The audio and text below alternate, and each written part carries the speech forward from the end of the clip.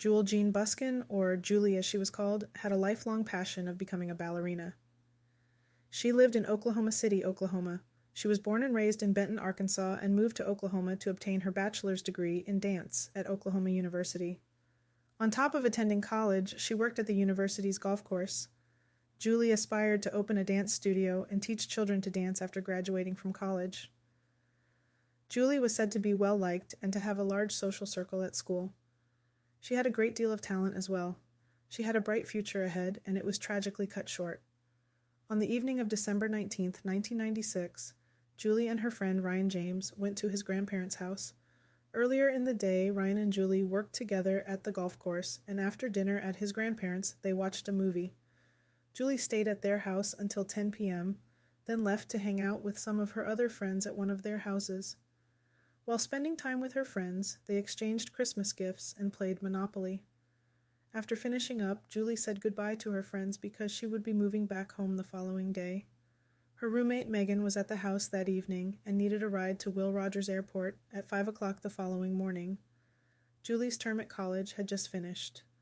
Julie and Megan made the decision to stay up all night. At around 2 in the morning, they drove from the friend's place to a restaurant called The Kettle. After they were finished, Julie and Megan went to the gas station and bought a coffee and some gas. A little after 3 in the morning, they made their way back to their apartment to get Megan's belongings. At around 4:30 a.m., the two left the apartment once more and made their way to the airport. Their journey there took them 30 minutes. Around 5:30 a.m., Julie dropped Megan off, and Megan watched Julie drive her Red Eagle Summit away from the airport. Many of the residents at Julie's apartment complex, Dublin West Apartments, heard a woman scream in terror. One of the residents reported what they had heard by calling 911. Number 911. Yes, we were just sleeping, and my wife heard a really strange, like a really awful scream from our parking lot of our apartment complex. Do you see anything outside? No, I'm kind of afraid to go outside, actually. A few hours later, Ryan James showed up at Julie's apartment for their planned lunch date, but Julie was nowhere to be found. Her vehicle was missing too. Ryan then filed a missing persons report. Julie's parents also arrived from Arkansas at the apartment not long after Ryan made the report because they planned to help Julie with her move back home. 12 hours after Julie vanished, her body was discovered around 15 miles from her apartment on the bank of Lake Stanley Draper. Her body was submerged up to her waist in water, and her hands were bound behind her back with a pair of shoelaces. Julie had a single gunshot wound to the back of her skull, execution style. She was sexually assaulted as well. Possible evidence was discovered by detectives in the sand next to Julie's body. Only one set of footprints made it back after the 2 sets that descended to the lake. Julie had 1 set, and the police thought the other belonged to the individual who shot her. The footprint was found to be consistent with a size 9 men's Nike running shoe, especially a Nike Air 2 running shoe, after being examined and consulting with Nike. Investigators discovered a rumpled pink leotard with the initials JB on the label approximately 20 feet from Julie's body. It belonged to Julie. The leotard, which had male DNA, was then preserved for use at a later time when DNA technology would be more developed. Julie was shot with a single .22 caliber bullet, according to an autopsy. The investigators set out to interview as many of Juli Busken's university friends as possible. They had hoped that someone would be able to supply helpful information, but that did not happen. Nobody publicly expressed their hatred for Julie, and she did not have any bad breakups or anything of the kind. Police discovered Julie's apartment in perfect condition. No indications of a struggle were present. Julie's car was located in an apartment building about a block from her residence. The red sand on the car's floor matched the red sand by the lake's edge, where Julie's body was discovered. Investigators found this to be pretty bizarre. Why would someone kidnap Julie, murder her at the lake, and then return her vehicle to almost the identical spot where the kidnapping occurred? Unfortunately, the car had neither prints nor hair strands from outside sources. There was no indication that a struggle occurred, and Julie's phone was gone. Her cell phone records were acquired by detectives in case they proved to be helpful. 2 phone calls were made according to the cell phone records. One of the calls asked for the weather forecast, while the other was to a number that wasn't working at the time. There were leads and a $70,000 reward, but the case went cold for a brief while in spite of these developments. Then a man called the police a month after Juli's death. He claimed to have witnessed an automobile similar to Juli's pull out in front of him the night she was kidnapped and that they nearly crashed. This was close to the lake. The witness wanted to confront the driver, so he followed Juli's car for around 5 miles. The motorist drove off, never taking his eyes off the witness in the rearview mirror. After catching a glance of the driver's face, the witness was requested to provide the investigators with a description of him. The young man driving Juli's car away from the lake appeared to be a Hispanic college student with long black hair and a muscular frame. In Oklahoma, the local media frequently ran the police sketch, but nobody seemed to recognize him. The case remained unsolved for 4.5 years. A female prisoner in the Oklahoma County Jail wrote a letter to the police. She suggested that Juli may have been killed by an old acquaintance of hers. He was Dennis Sturmer, age 23. Sturmer was a construction worker with no criminal history, yet he looked like the police sketch and lived only 4 blocks from Juli's apartment at the time of the crime. Sturmer declined to give his DNA sample and would not respond to any inquiries. In order to obtain his DNA, authorities had to obtain a court order. Despite the fact that his DNA profile and the sample removed from the leotard at the crime scene were very similar, they did not match, and he was no longer thought to be a suspect. Juli's parents had to come to terms with the fact that they might not live long enough to see justice served. Investigators were adamant that would not occur, and they made an effort to obtain DNA samples from every man Juli had ever come in contact with. Despite testing more than 200 men, no one matched. It appeared as though the matter would never be resolved. But then, a twist of fate occurred. Anthony Castillo Sanchez was taken into custody 6 years after Juli was killed. He was arrested for beating his girlfriend. Sanchez was required to provide a DNA sample to the police for analysis following the arrest. Investigators discovered an interesting finding. Investigators were shown Juli's diary during the month of her death by one of Sanchez's girlfriends. She said in one of the entries that Anthony gave her a pair of Nike running shoes and also got himself a pair. Sanchez wore a size 9. If nothing else, it proved that Sanchez had sneakers identical in size and brand to the offender.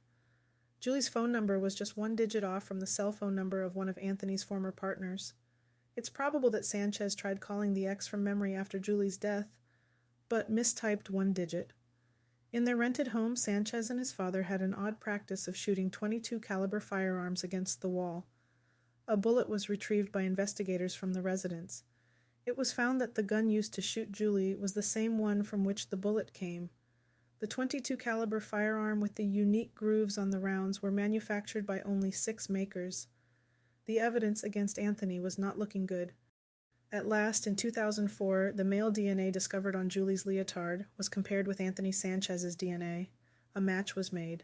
Sanchez was only 18 when the crime was committed. In 2006, Anthony Castillo Sanchez was found guilty. The death penalty was imposed upon him. Sanchez was still contesting his conviction as of March 2023. He asserted that it was not he but rather his father who had done the crime.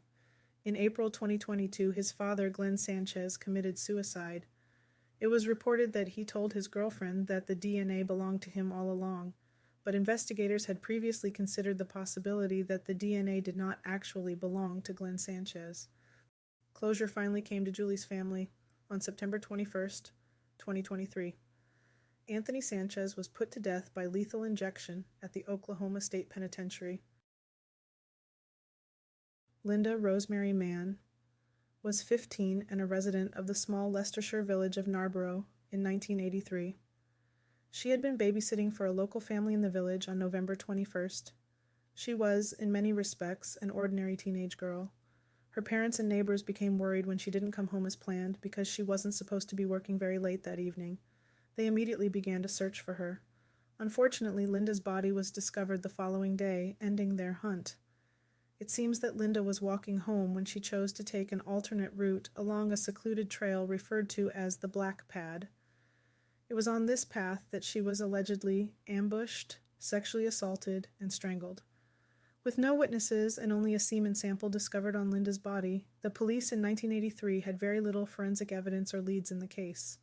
Only 10% of men's enzyme profiles matched the killers in 1983, and type A blood was the only information the police could gather from this evidence because forensic science in 1983 was not as developed as it is today.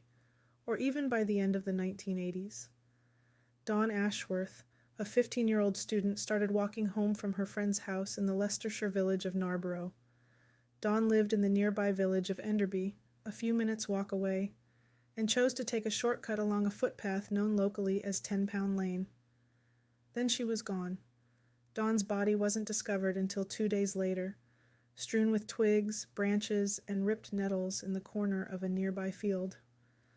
The pathologist determined that she had struggled a good deal prior to being sexually assaulted and strangled, but unlike any other murder case before, the search for Dawn's killer was made possible by new scientific methods. For the first time, the method known as DNA fingerprinting was used in a criminal investigation. This groundbreaking method not only indirectly resulted in the murderer's capture, but it also averted a grave injustice. Upon discovering Dawn's body, the authorities realized they were hunting for a serial killer because Lynda Mann, the 15-year-old mentioned earlier, had been killed a few hundred yards from Dawn's murder location 2.5 years prior. Similar to Dawn, Lynda had also had her clothes taken off and been sexually assaulted before being strangled with her own scarf. Additionally, investigators thought the murderer was a local male who was familiar with the area and might have known Lynda. Fear paralyzed Narborough and the nearby communities. The Leicestershire Mercury issued the following warning in an editorial titled, "Killer in Our Midst. If we don't catch him, it could be your daughter next." Canon Alan Green, the vicar of Enderby, pleaded with the murderer to give himself up, saying, "Because at some time in the future you will have to face your Creator and account for the terrible thing you have done." When Dawn's body was found, the police swiftly made an arrest, even though they had not been able to track down Lynda's killer. A 17-year-old Narborough boy with learning disabilities named Richard Buckland, who was acquainted with Dawn, seemed to know some elements of the crime that had not been released to the public. He would frequently confess to the crime when questioned, then retract the statement. He was accused of killing Dawn on August 10th and showed up in court the next day. Still, Buckland would not admit to killing Lynda. He insisted that he did not do that crime. The authorities were positive he was lying since they believed the same person had killed both girls. Meanwhile, geneticist Alec Jeffreys made a stunning and completely unintentional discovery at the University of Leicestershire, 5 miles northwest of Narborough, during a botched experiment to investigate the transmission of hereditary diseases across families. After removing DNA from cells, he adhered it to photographic film and placed it in a developing tank. Following the publication of his findings in an academic paper, Jeffreys was contacted to help with many cases in which children were being denied British citizenship because immigration officials were disputing that they were the offspring of British parents. But no criminal investigation had yet made use of DNA fingerprinting. During Jeffreys' initial presentation on his findings, some audience members had laughed aloud when he mentioned that it could be used to catch criminals. However, Jeffreys was surprised to receive a call from the police following Buckland's court appearance, inquiring as to whether his novel science could establish that the young man had killed both Lynda and Dawn. In order to complete the testing, Jeffreys worked through the night on samples of semen retrieved from the dead girls' bodies, as well as on Buckland's blood. He could see right away that the girls had been sexually assaulted by the same man when he removed the film from the developing tank, and that Buckland's DNA was entirely different. He had to tell the police that, while they were right to think that a single man had sexually assaulted and killed both females, Buckland was not the killer of either girl. After more than 3 months in custody, Buckland, who was clearly innocent, was released, and the police had to start the search for a very dangerous double killer from scratch. The police concluded the next month that the same technology that had cleared Buckland should be employed to find the murderer. The entire neighborhood would be screened, and an operation would be set up to collect each man's DNA. Every male who was born between 1953 and 1970 and has recently resided or worked in the Narborough area received a letter requesting his consent to donate a blood sample. 3 days a week, 2 testing sessions, morning and evening, were held at 2 designated testing locations, a local school, and a council office. It was expected of every man to present identification. By the end of the month, the forensic science laboratories running the tests were having trouble keeping up with the roughly 1,000 males who had volunteered to provide samples. The process attracted both national and international interest very quickly. The Los Angeles Times said that police investigating the murders of 2 teenage girls near this small Midlands village are applying a new scientific technique. Some predict it could be the most significant breakthrough in resolving serious crime since fingerprinting was invented. 8 months later, 5,511 men had donated blood, and only one had declined. With the semen samples, however, there was no match. The search was expanded by the police. A 27-year-old baker and father of 2 small children named Colin Pitchfork was one of the people who was noted as having provided a sample. He had been questioned about his whereabouts on the night Lynda was killed 3 years prior.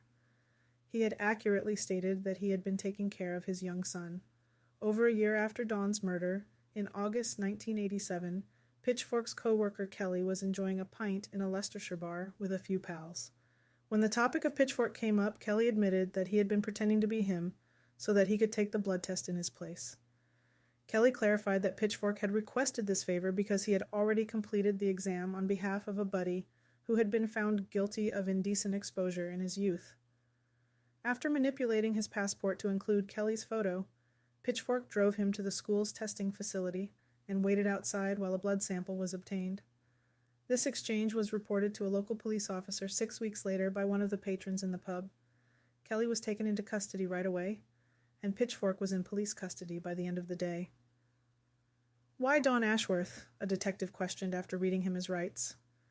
Pitchfork reportedly shrugged and said, "Opportunity, she was there and I was there." He then confessed in detail to the 2 killings, as well as 2 other sexual assaults. His infant son had been sleeping in the back seat of his parked car when he sexually assaulted and murdered Lynda Mann. He was identified as the double killer via DNA testing. Pitchfork made an appearance at Leicestershire Crown Court in January of the following year, entering pleas of guilty to 2 counts each of murder, rape, indecent assault, and 1 count of conspiracy to pervert the course of justice. Pitchfork will obviously continue to be an extremely dangerous individual, while the psychopathology continues, according to a psychiatric report that was given to the court and noted that Pitchfork had a personality disorder of psychopathic type, accompanied by serious psychosexual pathology. He was given a life sentence, and as was customary at the time, Douglas Hurd, the Home Secretary, set a minimum term of 30 years. John Ruetten had spent all day on February 24, 1986, attempting to contact his wife, Sherri Rasmussen, a 29-year-old hospital nursing director. However, he didn't give much thought to the fact that she didn't pick up any of his numerous calls because she hadn't felt well earlier. As he pulled into their Los Angeles area home's garage, he saw that Rasmussen's car was missing, and there was glass all over the place. Nevertheless, he figured she'd just backed out and struck her mirror. Ruetten then saw that the front door was slightly open. He entered the house and called out his wife's name just before he saw her, lying on the floor, motionless. Her face was battered and covered with blood. A gunshot had passed right through her chest. He desperately checked for a pulse, but she was gone. In disbelief, he called 911. Lyle Mayer was the detective assigned to the case. In addition to taking careful notes on the events, he also noted the electronic devices that were stacked in the living room next to Rasmussen's body. He believed that it was obvious that the perpetrator had planned to take those things with them when they left the scene, but had neglected to do so for whatever reason. To be sure, he did his research. He spoke with her new husband, Ruetten. However, within a few days, he concluded that the occurrence was a case of burglary gone bad. The case remained unsolved for 23 years until detectives from the Los Angeles Police Department reopened it in 2009 as part of their cold case homicide unit. That's when they became aware of the inconsistencies. Ruetten's ex-girlfriend, Stephanie Lazarus, had been making unannounced visits to John's house. Sherri had a bite mark on her arm that possibly fit a woman, and most burglaries are committed by men. And the shattered glass Ruetten had noticed on the ground was caused by a bullet that came from inside the house, rather than from outside in, as might be expected in a break-in. Detectives suddenly had a prime suspect for the premeditated murder, LAPD detective Stephanie Lazarus. The cops conducted an additional investigation before bringing her in for questioning. As it turned out, Lazarus wasn't on duty the day Rasmussen was killed. She had also reported a stolen gun a few weeks after the murder, most likely because she got rid of the murder weapon. Under the pretense of a friendly conversation between co-workers, detectives spoke with Lazarus. They said they needed Lazarus's assistance on a case.